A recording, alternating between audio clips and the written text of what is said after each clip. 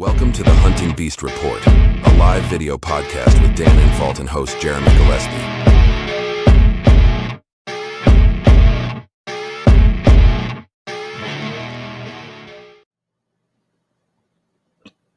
Dan, here we are again, episode 2. Hey. So I want to start off today's show just with a quick admin note or two. First thing, a lot of people had comments on the last show if we were going to have audio-only versions. So the answer to that is yes. Dan purchased a podcast hosting subscription, and I started connecting those to Spotify, Amazon.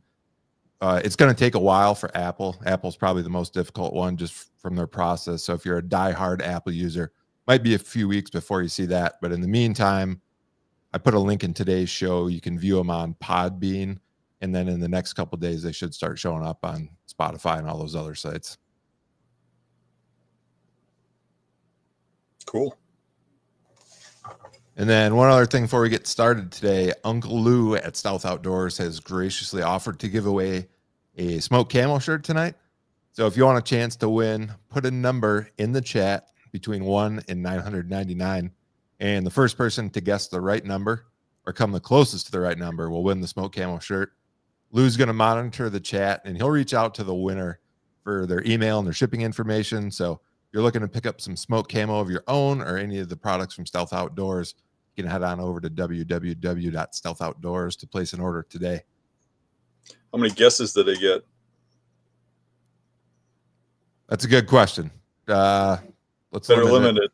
Yeah, let's limit that to 5 guesses. That'll be on the honor system. I guess we didn't talk about that. So, Dan, I want to kick off today's show by asking, after these people guess a number for the stealth shirt, I'd like to know what people are seeing in the area. So drop a comment in the chat with your state in the general activity that's going on in your area, and we'll segue from that to Dan. How'd your hunts go this week? What'd you see in your area? It's been rough. This week is typically rough for me. I mean, they opened up pheasant hunting, and it's been crazy. Just like yesterday's hunt, for example. I got home from work a little late. I had some things I had to do, and I was running late, but I really wanted to get out, way out in this remote area, which means I had to run. So I actually left my house at 4, and it's dark by 6:30. So I fly up the highway to the marsh I want to hunt, and I get there, and every single parking spot is full. And there's a guy driving around looking for a spot, and he leaves. And there's no place. You couldn't fit a truck in there, no matter what you did. So I just couldn't park there. I'd have to park a half mile on the road. I'd never make it back in there in time. So turn around and left, and just down from there, there's a buck already out feeding in somebody's private field, a pretty good one. And I race all the way back over to a place where I know there's no pheasant hunters. And it's a big place, and there's only one vehicle. So I'm like, all right, cool. So I run back, and I'm figuring, well, I got blue sky, so it'll buy me some time. They won't come out as early, maybe, because it's pretty bright out. But then I saw the one in the field. So, but I ran back, and I went to this spot that I hunted 2 years ago. Actually, I used to hunt there quite a bit. I shot the Rome Legend there. I shot 3 or 4 other big bucks in that spot. And then it started getting a little pressure. But then it kind of like the landscape changed. All the elms died and stuff. And buckthorn came in really heavy. And it got so thick back there, it was like hard to move. And people started backing off and hunting it, but differently. They weren't getting over to the hot area.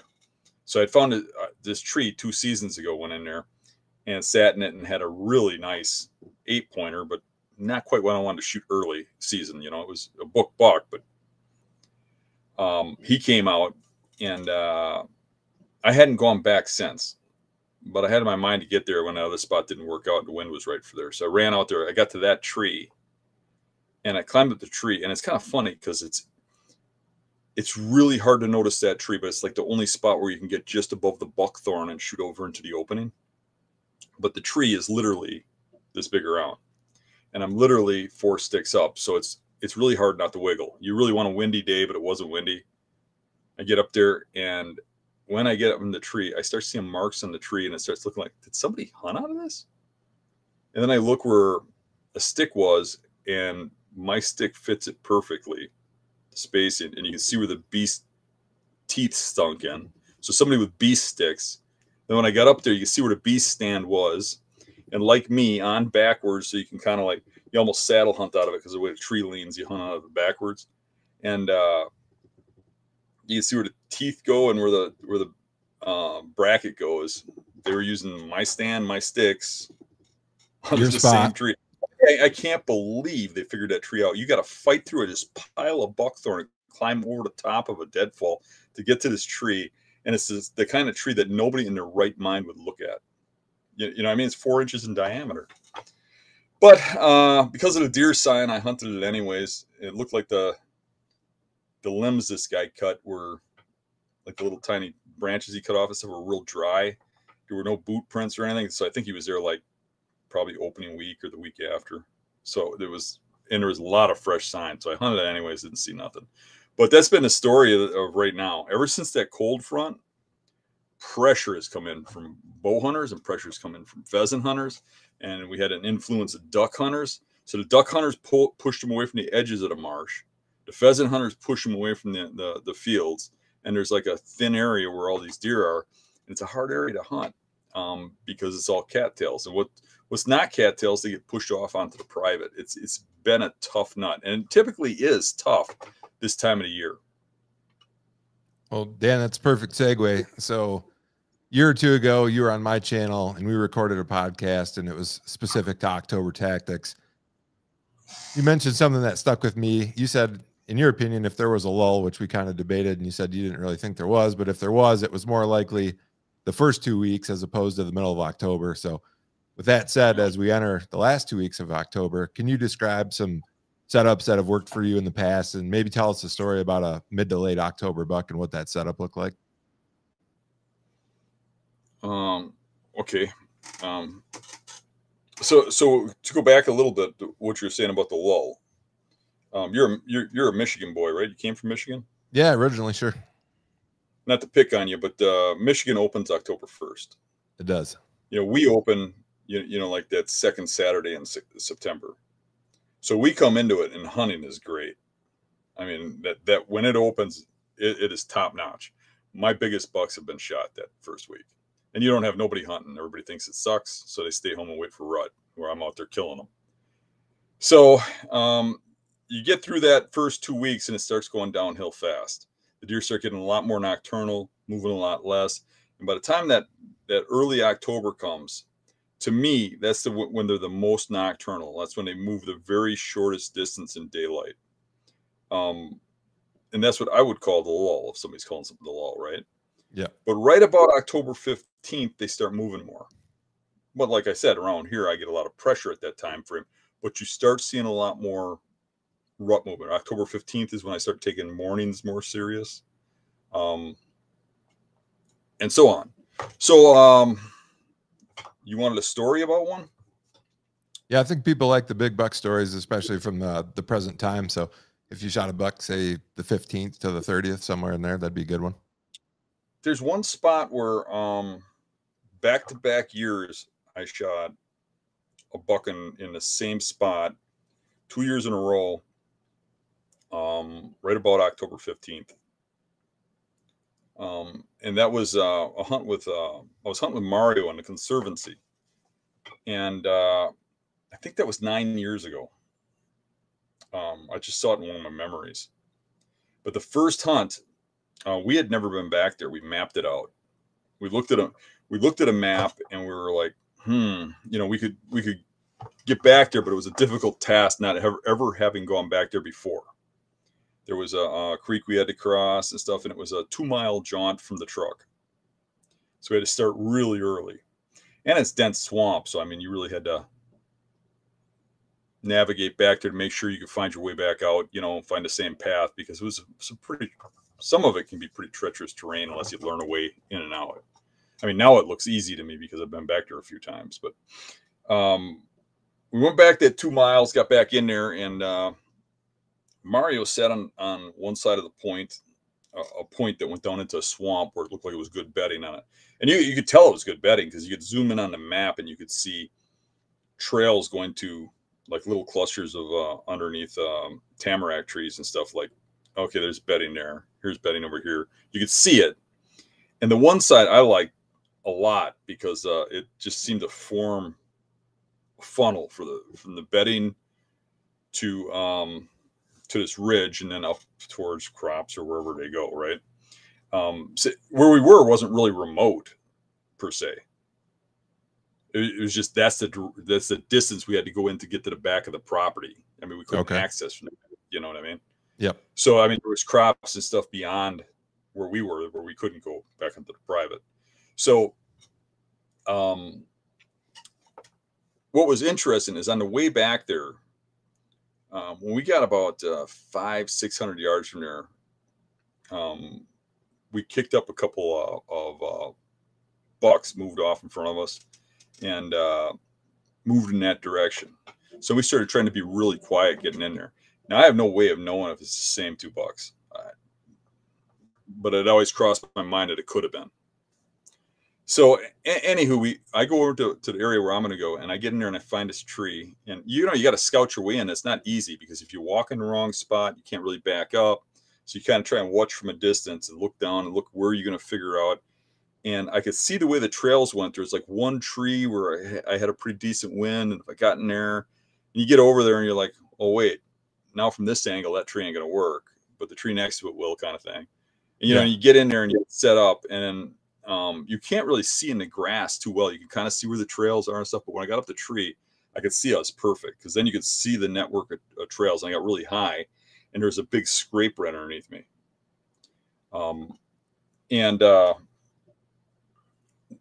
Geez, we were there maybe an hour. It was pretty early, and the swamp was kind of quiet, and it was full of water and little dry spots and stuff. And I heard deer start walking in the muck that got up from bedding. Just all of a sudden they're there moving.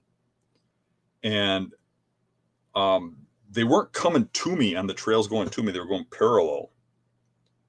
And they got out about kind of even with me, but about 20 or 30 yards from where they started. And they started sparring, and you could hear the antlers clicking, but I couldn't see them. But you could definitely tell that's what was going on by the sounds. And it got a little bit heavy, and then it stopped, and they started walking again. So I got out my grunt call, and I grunted. Now, I'm not a big guy for calling deer. To me, I don't just sit and toot on a horn and hope I get lucky. And that's not really how I want to kill them. I kind of want to outsmart them. Sure. You know what I mean? But I do use a grunt call as like a desperation tool. You got a deer around you, but he won't come to you. You know what I mean? I will not grunt at one that's walking at me. I've had them just turn around and run when you grunt at them. I've had them, then come in looking in the trees after you grunt at them. So a grunt's like a last ditch effort. If that deer is not coming to you, but he's close enough to hear it, and you can either see him or you can hear him, then I'll give him a call or two, but I don't blow a tune like most people. I mean, I might use a grunt. I might have a grunt call with me, but only use it twice in a season or 3 times. So anywho, I hit the grunt call, and when I do, the deer immediately stop walking. And I'm just imagining that they're locked on me. So I'm just sitting there staring, and all of a sudden I hear walking again. So I hit the grunt call again, and then I hear walking coming straight at me and walking going away. So for whatever reason, the bucks split up. One of them just kept going the way it was going, and the other one started heading straight towards me. And it came in and it got to about 20 yards, and started working over a little tiny tree. Just started raking it with his antlers aggressively, and then it would stop and it would like look for the other buck, and then it would rake the tree. And I came to full draw and just waited because I was kind of being pulled up in this tree. There's like no cover. I was kind of expecting deer to come from the other way. It got around behind me, so I had no cover from that direction. So I got drawn and waited. And when it stepped out and it got into an opening, a shot, and the deer bolted away from me. And it looked like a real good hit, sounded like a good hit, and the deer acted like it was hit good. So I waited till right before dark. I let Mario know that I shot one, and he was willing to get down right away and come over because of how far back we were. And I'm like, nah, just hunt till dark. He still came over a little early. I think he was excited that I got one. We got down, there was no blood. I never found the arrow. The arrow went through it, but I never found it. But you got to remember, swamp grass and stuff. But I know where the deer was standing, and there's no blood. I could find running tracks. There's no blood. I was like stymied. So we ended up kind of grid searching. So then I was kind of glad we went in there with a little bit of light, that gray lightish. And Mario went deep in the swamp, and I kind of went over where I thought it ran and stuff. And we were walking, and we were looking for probably half an hour or so without finding one single drop of blood. And I get to this little opening, and it's probably about 100 yards from where my stand is. And a squirrel comes like running out of the brush through the opening, and I'm looking at it run, and I was like, oh, look at that. I just jumped that dead deer. And so I played a little trick on Mario. There's those little like red bird berries there, and there's some mashed up on a leaf, and he was way out in the swamp and like in a tangle of crap, and he was in water up to his waist searching for this deer. And I says, Mario, I got blood over here. And he comes over, and the deer's just 20 yards from me. Yeah. He comes over, and I'm like, he's like, where? And you can just tell he's like irritated, Yeah. And I'm like, right here, look, right here on this leaf. And he looks at me and he goes, that's a birdberry.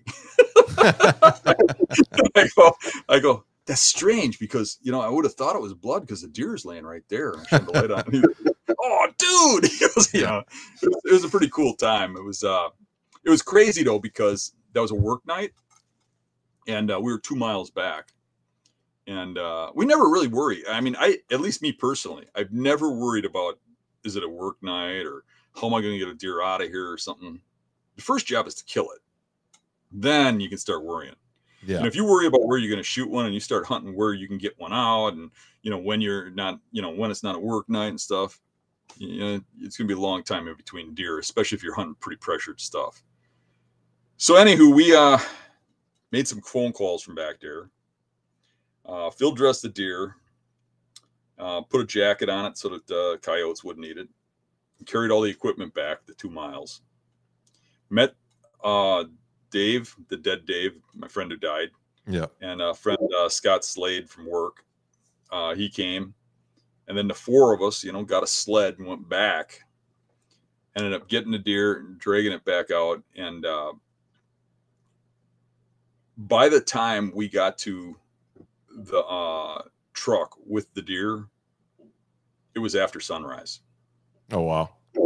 And I was supposed to be at work at 2 a.m. So I didn't make it to work that day, but it was a cool hunt. But the very next year, very same spot, me and Mario, very same time frame, because I really believe that those deer shift through areas in periods of time. We went to the same spot, same period of time. It looked identical. That next year, sat there, and real nice 8-pointer came in, and I shot that one, the exact same spot. No, it was a great example. Big 10-pointer there too, in that same time frame, like the next year after that. So it was like 3 years in a row. We got nice bucks out of there in that spot, same time frame, that mid-October. And that's something we haven't talked about, but I know it's been brought up on the Beast a lot, is hunting spots during the seasonal timing. And, if you keep notes, or you got a good memory, however you do it, you discover that a lot of spots, it seems very consistent year to year. If the other factors are the same, especially if the crops are the same, or the mass crop is the same, that you find a good area like that, that's good. Let's say the last 2 weeks of October, the next year, that can be real good again. Yeah, for sure. It's kind of weird. I mean, even with trail cam studies and stuff, I'll see the exact same buck show exact same spot almost to the day. Yeah. Yep. So it's a good tip if you're newer to the style of hunting or being mobile in general, and you saw a good buck the year prior, especially during the rut. Like you said, almost to the day. A lot of times, if conditions are similar, you can show up in that same area and have a good hunt the following year. So, Dan, you talked about the Conservancy. One of the things around that time, maybe it was a few years after, I remember picking up on the Beast, was you described something that you referred to at the time as rut betting. And I hadn't really heard or observed that behavior myself. So, can you walk us through what you describe as rut betting and maybe discuss what you've observed in the past few years since keying in on those type of locations? That's a good topic. So, rut betting, what that is well, let's, oh, I'm sorry, cramp, moved wrong, old wounds. But what brought that about was many years ago, like you said, me and Mario were hunting for a nice buck, this 10-pointer that was living in this section of the Conservancy. And there were some does bedding on this island. And the buck was coming in from a different way, kind of, but he'd follow the does in and stuff. And Mario got in a position where he was able to watch this buck and observe it. And the buck would bedded so he could watch the exit of the does. So when the does would come out of the bedding, he'd get up and go after them. But he wouldn't harass them at their bedding area. He'd wait till they got up and he'd just watch them. You know what I mean? And, yep. And he'd keep an eye on them, keep other bucks away, guard them, and he'd go where they go. You know, this is a certain time period of rut. And that really had my curiosity. I'd seen stuff like that before, but now it was starting to click and like, okay, I'm putting this together. I've seen this before. I've seen that before. And now what Mario was saying, you know, is like, okay, I'm starting to see a relationship here where this is starting to happen over and over again. So one thing that I have always done, you know, successful or not successful, I always go back after season and look at these spots that I've hunted, go back and track the buck back that you've seen or shot. Maybe you didn't get a shot, but if you don't know where he came from exactly, or you don't know what he was doing, I always want to know. I want the answers so that I know for next time. So in spring, we went back to where that buck was bedded. And what we found was a bed you could hardly see. You could tell kind of a buck bedded there. And what the real telltale thing was, is in those beds was massive rubs all the way around the bed where that buck laid. But that buck couldn't have laid there more than 4 or 5 days, you know? So you think, well, the bed hardly got used, but look at all the rubbing activity. Well, what that is that buck is only there for that pre-rut period. So that might be a week and a half period that buck's there. Not every day, but for a week and a half, he's there a lot. Say 5 out of the, 9 days, right? Yep. So more than half, he's there. So now you just have to hit that time period. So since that time, I've really been keying in on those beds, and now I find them a little more often because I know what I'm looking at. So you find these doe bedding areas, and you find a bed tucked off to the side that's just got massive rubs around it, and you really have to look close to see the bed, or you can kind of see where, well, there could be a bed there. Is there? Isn't there? Those are those rut beds, but there's just a small period of time when he's using it. But that time period is so defined that you can get in there and kill that deer. You know, and it tends to repeat itself. And it sounds like, and I think I've seen this too, it sounds like, and it's not always, but when you find those areas that are really, really rubbed up, it seems to me, in my experience, a lot of times those are either in doe bedding areas or close proximity to it. It seems like that's when you get those giant, super aggressive, shredded rubs a lot of the times. Yeah, I agree with that point, but not always. I would say that when you get those areas that are ripped up like that, that for sure is where a buck is bedding, towards, late October, early November, for sure. I mean, you can find really good bedding areas that don't have hardly any rubs. There's some, maybe you see one big one in there and they look old and dried up, but they're from like earlier in the season. Well, if a buck just beds in their early season, I mean, they don't have they're not competing with other bucks a lot. They're not looking for does as much. They don't rub as much. They rub a little. They compete a little bit for the beds and stuff. But when it starts getting to like late October, early November, they get very aggressive, very dominant over those bedding areas, dominant over the does. So, I mean, if it's near doe bedding, it's really going to get thrashed, like you're saying. And if it's if it's that time period, they're going to compete even against bucks. You know what I'm saying? So they're going to mark the area up. They're going to say, "Hey, this is mine. Hey, stay out of here. I'm the guy." Yeah. Hey, Dan, we got a super chat here from Avon Legend. He has a question, and we're going to do Q&A later, but we'll jump into these right now. So it says, same place, same time question. Would you expect to see a buck in an area that you had an encounter with during the rut last year in the same area and time, even after spooking him early October in that spot during the current season? So basically you saw him during the rut last year. You already saw him this year and you spooked him. Do you expect to see him back there during the rut? Yes. And why or why not? Yeah, but I think he's going to be paying close attention to where he saw you or where you spooked him from. So I think your odds go down because you spooked him. But I don't think that's a game changer. I just think he's going to be really leery of if it was a bad experience right exactly where the spot was. Doesn't mean he won't be there. Yeah, I mean, that's something that I've experienced too. And I think, Dan, get your opinion on this. Depends how you spook him, right? Did he just catch movement? Did he smell you? Did he for sure get a big whiff? And if he did, a lot of times I've had luck going back to the same area, not necessarily the same tree, right? Maybe you're 50 yards, 100 yards away. You're still in the same proximity that he likes to frequent. You're just not in that exact spot where you spooked him that bad. It's kind of the bump and dump theory. Some of them come right back. Yeah. Some of them, it's bump and never, ever, ever, ever see them again. Yeah. Some of them come right back.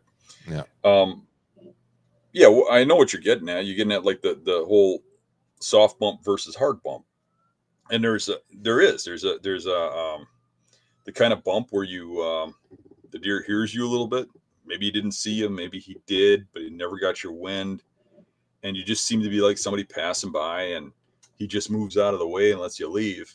And maybe he comes back, maybe he don't, but he comes back the next day or the day after. And then there's the bump where all of a sudden he turns his head around and there you are creeping up on him, hiding behind a tree, and he gets your whiff and you're right there and you look scary and he runs away 100 miles an hour, blowing and knocking over deadfalls. That's probably a deer that's not coming back. But one that takes a couple bounds, walks a couple steps, and then maybe trots off, maybe snorts once, he might be back, might not. It's hard to say. It's hard to say what goes through that deer's mind, but they grow old by learning from life's lessons. So you don't want to give them too many lessons because it's not a good thing to spook a deer for sure. Yeah. I actually am starting to hear a lot of people think it's a tactic to walk through the woods, jump a buck, and then sit where he was, hoping he comes back. To do the bump and dump. Bump and dump is a rare thing to make it actually work and happen and get it done. It's even if they do come back the same day, what you have is those deer come back from the downwind side.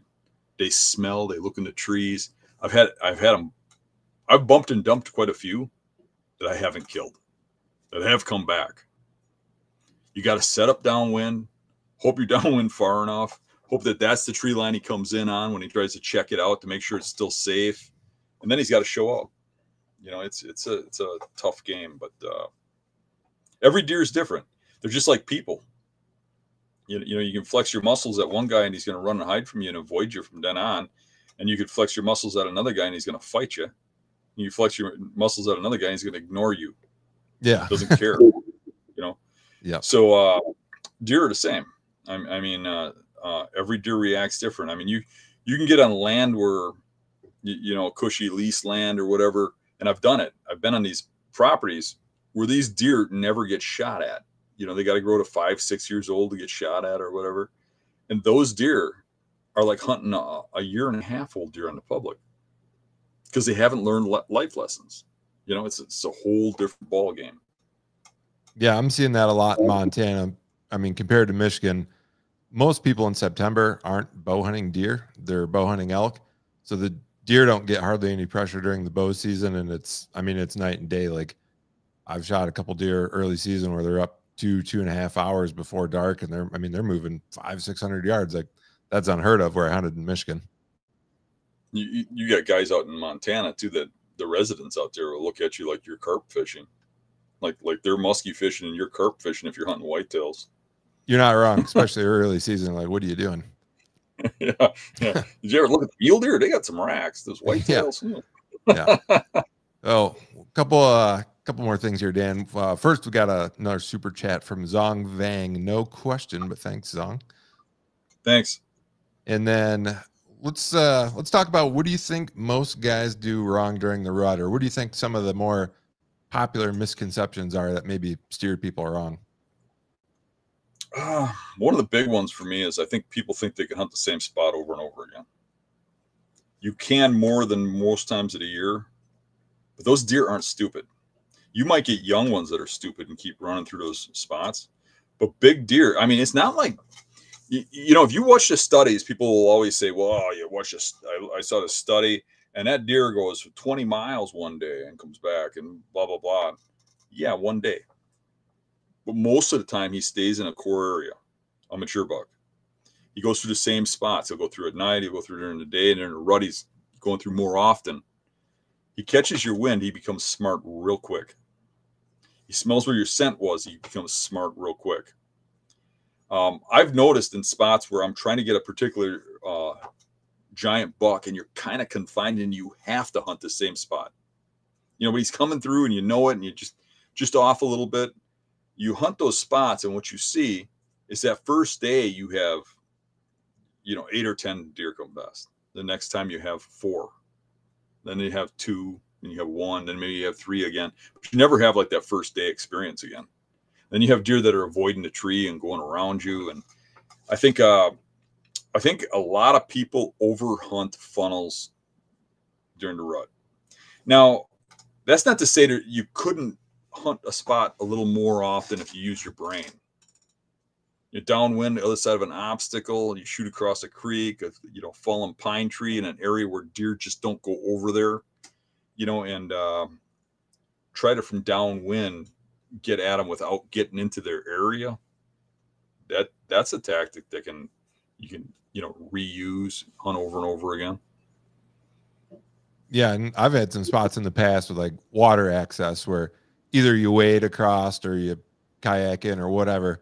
You get out of the bank and your tree's like 5 yards away. I mean, there are certain spots you can hunt over. And then you keep the wind correct, yeah.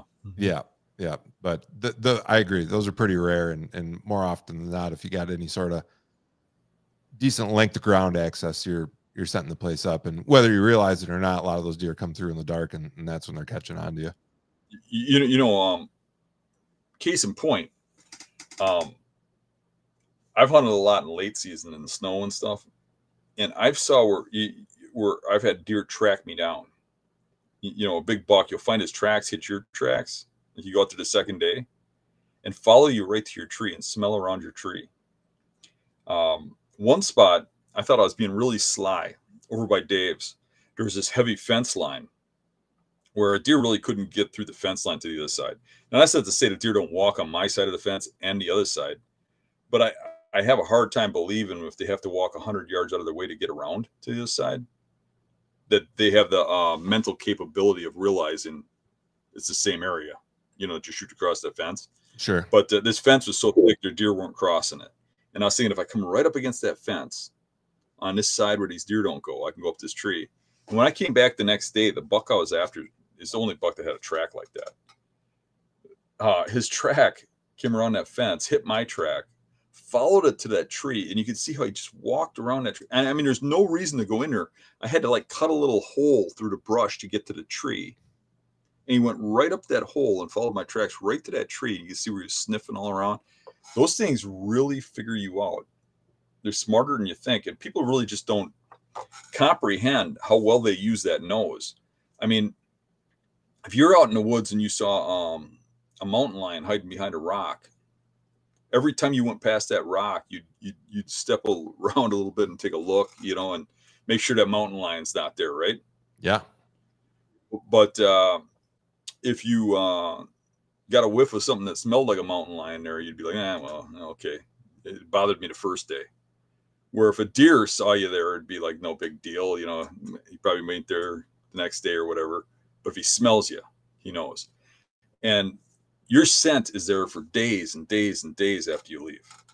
That's a whole thing about the moving around and getting in new spots and stuff. And people think that your scent just goes away because it's rut. Those deer aren't stupid. They're just horny, you know. So they're running around kind of crazy, but they're not stupid. You know, you'll see them walking through the woods like a zombie, and just come to life and be a very, very intelligent animal as soon as they realize you're there. No, I agree. That's been my experience also. So, Dan, any other mistakes that you see people make, and maybe we'll touch on one or two more, and then we'll jump into some Q&A here. I think a little too much of just hunting bottleneck funnels. I think that's simpleton hunting. I think you know, it'll take you a long time to get a wall full of 5 or 6 year old bucks doing that. I think you got to use a little more intelligence on the mature animals. You still got to look for those little hidden things. You know, hidden funnels like the leeward side. That's really a short distance. It's got some good cover between two thick bedding areas where they're only going, you know, maybe 50 yards exposed. But if they got to go down a long open ridge or something, you know, that's where you get a lot of 2 and 3 year olds, and maybe you get lucky every now and then with, you know, something older. But I think those common funnels and stuff, that's the biggest mistake. And you can kind of look at a map, and I mean, you see a guy post a map on, you know, like not my forum, but somebody else's or something, and you just watch people pick out the spots, and it's like, you know, you can just see it coming. Yeah, he's going to say right there. He's going to say right there. He's going to say right there. And everybody that looks at that map looks at it like that. And every deer that grows to be 6 years old has dealt with people who look at it like that. They didn't get to 6 years old by running through those funnels like that during rut. Matter of fact, you get into the area where I'm hunting, and during the rut, there's more trucks in these parking lots than gun season. And when you walk through this woods, if you walk around scouting at all, you're ticking people off to get them. Hey, what are you doing? I'm hunting here. You know, there's guys in all the trees. I can't walk for 15 minutes during the day without walking under somebody's tree here during the rut. So these big bucks are not walking around during the day. Sure, they make a few mistakes during the day, and every now and then one gets shot. But if you think about, like, my last deer I shot out here was 7 years old. And there's that kind of pressure here during the rut. How did he make it to that age? He made it to that age by not walking through those funnels during daylight. He probably did at one point when he was 2 or 3, and he learned a hard lesson. You know, most of these deer I shoot when they're that age, you find a broadhead in the shoulder, you find a wound in the neck, you know, they got a limp, you know. Yeah. They've gone through some hell, and they've learned some life lessons, and that's why they don't do those things. So you got to look for those little micro areas. Matter of fact, I still kill most of my big bucks in rut hunting bedding, but I focus more towards like those slight moves to, you know, where they bed next to the doe bedding, those rut beds, the you know, the bedding areas that are tore up with rut sign, you know, but still, you shoot them right before, you know, dark, you know, or right before, you know, or in the morning, just before, you know, they come back, you know, right when they come back. You think about the Rome Legend buck. That was a Halloween buck shot on Halloween. That buck, everybody in town was seeing it. It was running around. It was making scrapes. Everybody had it on camera. And when I went to hunt it, I had to walk by a half dozen people. I had to walk underneath people. There's people putting decoys up to try to trick it and stuff. And I went right where it was bedding. And that deer got up out of its bed with about 30 minutes of light left, right at sunset, which we get 30 minutes after sunset or 20 minutes or whatever it is. Yeah. By the time that deer made it to me, I shot it at closing time, and I was only 75 yards from its bed. All those guys, 200 yards back, 300 yards back, didn't have a chance. Yeah. And that deer was worked up. And real quick, Dan, something just to follow on what you said there about finding spots on the map that aren't the typical spots on a topographical map. I know we're going to do some mapping stuff in the future, and if people want to look in season, I know Jacob Skleiner, he did an episode, I forget who with, but talking about like LiDAR mapping and some more advanced techniques for cyber scouting. And that's what I've been using the last couple of years since I discovered that LiDAR. You can see some really minute features that are otherwise not available on your standard definition topographical map. And, you can kind of almost see through the trees like X-ray vision. That stuff helps so much for finding those overlooked, they're still funnels or whatever, but they're not the funnels that you'd see on a standard definition topo.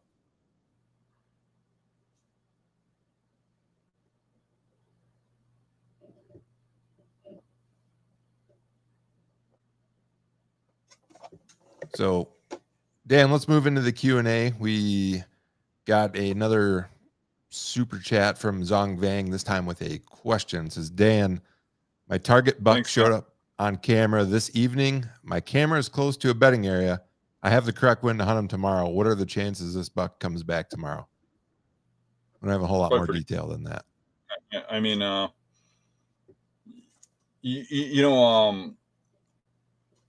probably the odds lean a little he doesn't, but it's better than any place else you could be hunting. You know what I mean? I'd be there. I'd be there hoping he comes back. Pretty good chance. Sometimes they do it 2-3 days in a row. Sometimes they do it once every 3 days. You just got to hit it right. But if the weather's the same, the wind's the same, the conditions are the same, real good chance he just goes back to that same bed, comes back through the same area. And he could be going through there more often than you think and just not always going right past the camera or the camera don't trigger. Yeah, that's a good point. And that's I talk about that with my friends all the time. It's like those cameras cover such a small area. If there's multiple trails in that area, it's like you're covering just a sliver, right? He could be walking 1 trail, 2 trail, 3 trails behind where still in bow range, but you just don't get him. Then, if you're hunting cameras only, you don't think he's there. Yeah, I would certainly go after that buck. Okay, let's see. We've got here's a good one from JJ Natty, I think it is, Natte. Say you shoot a mature buck that you've got in a good bedding area. You think a new buck takes over, and if so, how fast? What's your experience there, Dan? Yeah, we were just talking about the Rome Legend, and I said I shot Halloween? God, I think I've shot personally 5 or 6 bucks in that spot, and I put friends on the bucks there. And when I shot the Rome Legend, that was at a time period of CWD when we had multiple buck tags. And I noticed that the rubs on the rub line coming out of that bedding stayed active. So I didn't have a whole lot of faith in it, but I thought something's got to be going on here. So I went and sat that tree again. And I don't know if it was only like 2-3 days after I shot that buck, there was still blood all over the ground. And I had a crew in there pulling that deer out of there. And another buck got out of the exact same bed. And it was a nice 10-pointer. Oh, geez. Real quick then. But he did not want to come over by that blood. He went around me. But he came close. I mean, he was within 50 yards. I just won't shoot 50 yards, Yeah. But a real nice 10-pointer right away. And, I hunted a couple more times. I did not see him again. I never saw that buck again after that or before that, for that matter, for whatever reason. But that buck was in there within a couple days. Yeah, and obviously those deer are in those areas because they've got all the elements a big buck needs to survive. So if one was living there, what a lot of people don't understand is that like those bedding areas, those big bucks are picking them for an exact reason. It's really not that they just think, this would be a good place to build a home. They're picking them for exact reasons. The way the wind flows, the way the land forms. That's why when you get good at looking at beds, when you go out scouting a lot, you just look at the landscape and you'll be like, there's going to be some bedding right there. That's where the buck's going to be, is right there. And you start being right. And before you even start to understand why, you'll start to be able to pick that stuff up because it repeats itself and your mind will pick up on seeing that. So when I go out and I hunt these spots, a lot of times I'll be hunting a target animal and I'll sit there and some nice 2-year-old buck comes out and goes past and you're like, oh, that's a nice buck. But it's not my target animal. You go under 2 days later or a week later or something, you get him to the side and another buck comes out and that's not him, you know? And then maybe 30 days later, you go in there and another buck, oh, there he is. If he's not there, some other buck will be using it. It's because they go to those features, those, you know, land features that they need to survive. They're going to pick a spot that's got really good escape, number one. They're not going to take it could be the greatest point in the world, but if it bottoms out in a lake and they have to run across a lake to get away from you, they're not going to bed there. I mean, bucks will still bed there, but the mature ones won't, the smart ones. So they're going to have good escape. They're going to have, you know, be able to smell you coming, hear you coming, see you coming. And if that only happens on certain days or certain winds, those are the certain days and certain winds they're going to be there. Yeah, all excellent points, Dan, for sure. Real quick here, John Kemp, is there a way I can turn on a notification for whenever you guys do these? Last week I caught the first few minutes. This week I just happened to check YouTube. So, John, you can hit the notification bell if you're subscribed and you haven't hit the bell. Turn on all notifications. Then when we go live, you should get a notification. The other thing is I've been trying to schedule these lives a few hours in advance. If you see that thumbnail, they're going to be Tuesdays at 9 Eastern, 8 Central. But if you see that thumbnail, it should have an option to click notify me, and then it'll notify you when we go live also. Everybody should hit that bell.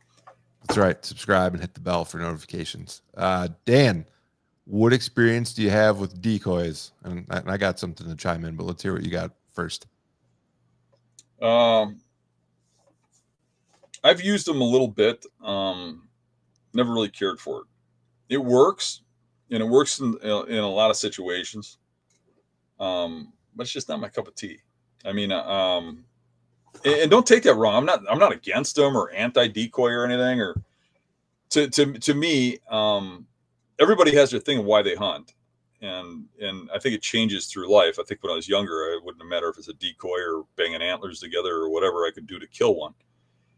But now, for me, it's like the fair fight thing. I want to hunt these things on like a one-on-one basis. It's really a matter of hunting them on his terms. I want to figure out the chess game. I want to figure out how he's bedding, where he's bedding, what tree I got to be in, what time I got to be there, what wind I got to be there, what day I got to be there. And I want to make the right move at the right time and catch that deer by utter and sheer, you know, chance and really catch him off guard. To me, that's the ultimate game, is to like pick the spot and stuff. That's not everybody. You know, some people like the excitement you get out of a decoy when you got that deer charging in or coming in aggressive. But it's not me. I mean, maybe you got a little more experience with that, Jeremy. Yeah, so in Michigan, I didn't use decoys hardly at all for the reasons that you said, and because I didn't feel like there was the age class to really, you know, a lot of times a lot of times a 2-year-old buck's not going to come into a big decoy, right? It just doesn't happen. But out west, I started using this decoy. It's called Ultimate Predator. That's the brand, I think. Stalker decoy, and they mount to your bow, and they got like a little shoot through port on them. And to me, when I first saw it, I was like, this thing looks ridiculous, right? I'm not calling them out. I just thought, like you said, what a gimmick. Kind of looks crazy. And then I started using them for antelope originally. And what I found out, and I'll go real quick through antelope, deer, and elk. What I found on antelope is I never had one come in to the decoy, but what it did allow me to do was draw with an antelope in range. So what I started doing was sneaking as close as I could get, and then I'd show the decoy, and once in a while they'd get a little curious, maybe come 10, 20, 30 yards closer, which might be the distance you need to get a shot off. But normally if you move and you don't have a decoy and the antelope sees a draw, they're real spooky. They don't, like, a lot of times a mule deer will take a couple hops and look back at you, or a whitetail will kind of head bob. Antelope just take off running. So for me, the decoy was great because that allowed me to get drawn and, you know, maybe the 10 extra seconds I needed to get a shot off. And then 2 years ago, I hunted in Iowa and I used the same decoy, but a deer, obviously not an antelope. And what I was doing was I was hunting a lot of areas that weren't good for tree stands, which is a Dan tactic, I think.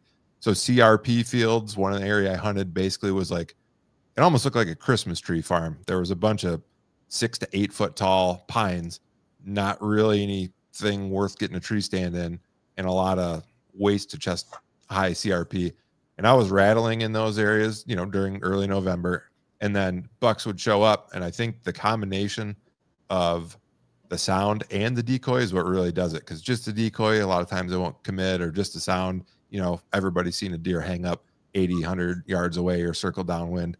But what I was doing was rattling, and then I would actually move downwind like 30, 40 yards right after I rattled. And then I had a deer come in like that ended up shooting. So I don't know. They work well for me, and I'm using them exclusively off the ground. So I guess I'd throw that out there too. It's a way to help you get drawn too. That's the biggest advantage, I think. Yeah, I think too, one tip I'd give is that I've noticed that when bucks approach other bucks, they tend to, in an aggressive manner, they tend to come on them front on. I'd probably face the decoy kind of quartering to me, so that the buck comes around and gives you a shot, comes around and looks at the front of it.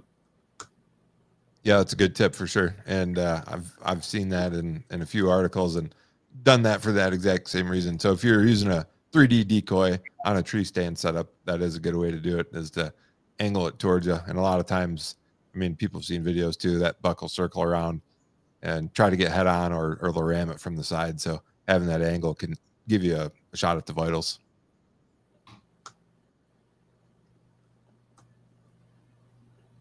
So here's a good one, and I think this is common for a lot of new swamp hunters, and I don't want to pick on the guy, but Dan, you had something on the Beast, I think it was last year, where a guy got lost in the swamp and had to get rescued. So Devin asks, walking through the swamps, do you ever get lost or turned around on your entry or exit?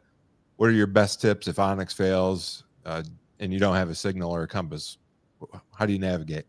Or what are your best overall navigation tips, I suppose? Number one, I would always have a compass on me if I'm in someplace unfamiliar. But if you don't have a compass, I mean, most stuff in most areas, most of us hunt, you just start walking. But, you know, sunset's always in the west, right? So, I mean, if you have any kind of sun coming down or any light from the sun, you can kind of get yourself a direction. But, I mean, first off, just always carry a compass. It's a smart move. Even if you're in areas where if you get lost, you're only out there for a couple hours.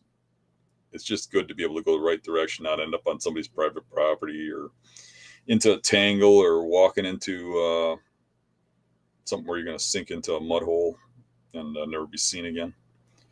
But, you know, I don't know. I get turned around all the time. It's never really bothered me. After you do it a few times, you kind of lose your fear of it, especially if you're any good at navigating. I mean, you can use a star or something. You just got to keep going in a straight line, and you got to kind of know the direction you're going to go. I always kind of, I mean, instinctively, I go into new areas. I'm looking for the highest, you know, elevated thing to lock on. Okay, what direction is that? I always look for, like, if there's a tower in the distance with a light, there's usually some sort of cell tower or something around. Is there a highway that has noise? Those things have always guided me. You get a little more nervous when you get up in you know, far reaches of like northern Minnesota or you know, someplace really crazy, but really there ain't much of that left in the States where you can really just, I mean, you might have to walk a day or so, but you're not gonna die or anything. But really, I mean, if you're into anything that's really big country, carry a compass, learn how to use it, study up on it, make sure you know what the difference between magnetic north and true north, and take a reading at your truck and take a reading going back. And it's a good thing to do, even if you have a phone, you have a, you know, equipment with you because batteries die, things get wet, things happen. I mean, I can't tell you. I think about it all the time, how much, you know, these apps have changed our lives. I mean, how hard it used to be to navigate to exact trees and stuff when I used to use a map, a compass and stuff, you know, and I could do it and nobody else really could. I mean, there wasn't very many people that did. So it was really a tactic to have good woodsmanship skills. And people nowadays just don't have that. They just, they started depending on those phones. Yeah. And along that same line, if the technology does go down and you don't have that base, then you can find yourself in a bad way pretty quick. Right. Right. Especially if you don't have that knowledge, you know? So, I mean, it's really helpful to really kind of just study that stuff. I mean, what does it take you? I mean, get online for a couple hours and you know, watch a couple videos and read a little bit about compasses and mapping and stuff, and just learn how to do that.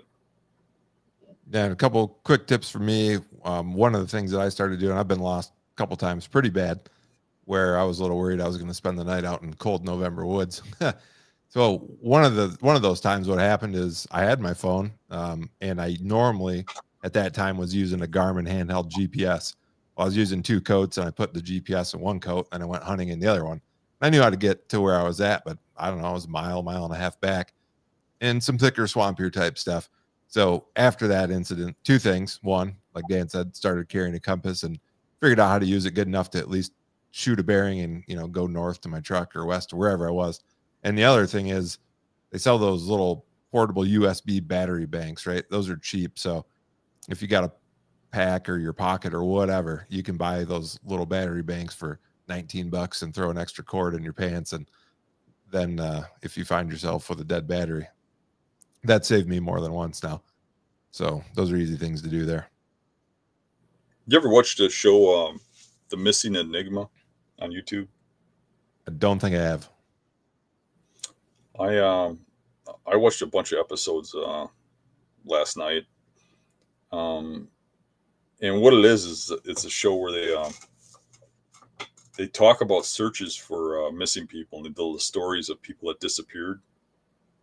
And in a lot of cases, they find a body. Sometimes they don't, but they go through the whole story about it. And it's pretty interesting to watch. A lot of it's about hunters. There was one in Minnesota that I just watched yesterday, and a couple out west. And it's kind of interesting how people react. It's usually somebody who isn't really familiar with the outdoors, but not always. But the guy in Minnesota, I mean, he was he had some problems, but anywho, he ended up walking the wrong way and hitting a dike, and he apparently must have thought he could follow that dike to a road, you know, because it was a straight cut, you know, canal in the swamp. And he followed it for 14 miles. If he would have got about another 5 or 6, he'd have probably hit a road. But at 14 miles, I believe, if I remember correct, I might be confusing some stories, but I believe they found him laying there dead, no boots on, no socks on, his feet in the water. Died from the exposure or whatever. But all these guys that died of exposure, they would strip before they would die. Like they start losing their mind and they start feeling hot or something, and they take off their clothes. Yeah, I think that's a sign of hypothermia, because then your brain doesn't work like it's supposed to, and when you get that cold, start making bad decisions. Yeah, but it'll teach you a little bit about what to do too. That person who's asking about getting lost, go on YouTube and look up the Missing Enigma. It's a very interesting YouTube channel. Yeah. And one of the newer things, so I started doing this out here because Montana, if anyone ever comes to hunt Montana, I would say as high as 50–60% of the state where I hunt does not have any cell service at all. And one of the newer devices you can get, and it's been around for a while now, but I just picked one up recently, it's called Garmin Inreach. And what the Garmin Inreach is it doesn't do a ton for GPS, but what it does do is it allows you to send text messages out via satellite, and it'll also allow you to send out your GPS coordinates attached to that text. So But if you got in a real bad way, you could send a, you know, help to your spouse or your friend or whatever, give GPS coordinates, and, you know, like a real bad situation, like you said, Dan, where you're walking 14 miles and you're thinking, hey, things are getting bad here. You can at least send a coordinate and hold tight for search and rescue. So those are pretty cool devices. And I think the plan, if you get the basic plan, which is like, you know, I hope I never need this, but if I do, at least I have a plan. I think it's like 10 or 12 bucks a month. It's pretty reasonable. All right, let's do one or two more here. So, Dan, I have standing corn, and it seems like 90% of the deer tracks are on the edges. Do deer avoid walking through the rows? A lot of times, big bucks do. I mean, they plant those corn rows pretty close together nowadays. When I was a kid, there used to be a couple feet between corn rows. You could walk down them, and now they're so tight that it's hard. And if you have a hard time, I mean, walk through with a stand on your back. Watch how much caught up you get. Well, now think about doing that with a rack and not having hands to move the corn stalks. Right. Does go through corn a lot. I see a lot of does going through corn, especially to get rid of bucks or to lose them. But I have seen bucks in corn. You know, I'm not saying they don't, but I'm saying they do avoid very thick areas in a lot of cases. I have noticed too, recently I've seen some bucks in cornfields where they follow the tire track of the watering thing. You ever see those big tires that are on those water things that go through the corn? Oh yeah, the irrigation pivots. Yep. Yeah. You see the bucks following the track. Anything that creates a trail in their form. But otherwise, yeah, they are usually on the edges of that stuff. Yeah, and we've talked about this on the Beast Forum. I know a lot of times when you see a buck in the corn, it's not necessarily in the corn. I can think of a spot that I used to hunt where it was like a little slough and it'd be wet, and the corn never really grew there. So the bucks could travel through there, and there was a little pocket of timber, so they'd bed in the grass along that timber, and, you know, and maybe they'd come through a couple of rows of corn to get out of there. But it's spots like those that seem like those hold more of the interior corn bedding than just straight in the middle of full-grown corn rows. Most of where I hunt in the Midwest up here, or like the northern states, you don't really see big bucks in solid corn. You know, you see them, you know, like you were just saying, the canal in the corn, the grass patch in the corn, the rock pile in the corn, a little island in the corn, but not in just the middle of corn. You think about what we were talking about earlier about how a buck needs escape, he needs protection, he needs wind, he needs certain things in a bedding area. One of the things they need is for a coyote not to be able to run up a row right to him. You know what I mean? Wind's going to come from one direction in flat corn. So there would be a way a coyote could just run up the corn row right to him. So that just kind of eliminates the safety factor. So they look for those, like they create something, you know, with grass, with the canal, whatever, that has the situation where they have the escape, they have their back to something, a way in and out of there. But I have seen areas where big bucks do bed in corn a lot. And those areas are usually areas like you get down in like, say, Iowa, where it's trees a rare commodity. You know what I mean? There's very few trees in some areas. And corn is by far very, very much better than sitting out in an open field, you know. So then they'll try to use a little bit of elevation or something, but they will bed in corn in certain situations. Or if the wood lot is so pressured, if there's a guy every 20 feet, where else are they going to bed, right? Yeah. All right, Dan. Well, I think we're right up on an hour, and the questions have kind of slowed down. So I know you mentioned you might be busy next week, so I think we're still going to try and do a show, and I think we're going to try to get Mario on. So you're going to talk to him this week and see if we can make that happen, right? Yeah, we'll try. He's a busy guy, but we'll try. Okay, and then I want to check with Lou here real quick. And we were talking about the winner of the shirt. So it looks like maybe Quentin. So Quentin, if you commented, then get Uncle Lou. You can get him at Stealth Outdoors at his email, or Lou. Message him your information, your shipping address, and your email, and tell him the number that you commented, and I think he's going to get you your shirt. I got a Lou shirt, Stealth Outdoors. See that? Yeah, I was wearing one over the weekend. So if you don't have any Stealth Outdoors gear and you want some, Lou's a sponsor of this show and it's helping make it possible. So support the businesses as you can. And great guy and makes great products too. So it's easy to do. So that's all I had for today. Dan, you got anything to say before we wrap up this episode? Nope. I just want to thank everyone again for watching, tuning in. We had a real good turnout again tonight. So these shows going forward, to the extent we can make it happen, will be every Tuesday, 9 p.m. Eastern, 8 p.m. Central. We'll schedule them a few hours before, and you can either hit that notification bell to be notified or look for the thumbnail on YouTube and hit notify me when you see that, and then you can join in right when we kick off. Thanks, everybody. All right, have a good one. Bye.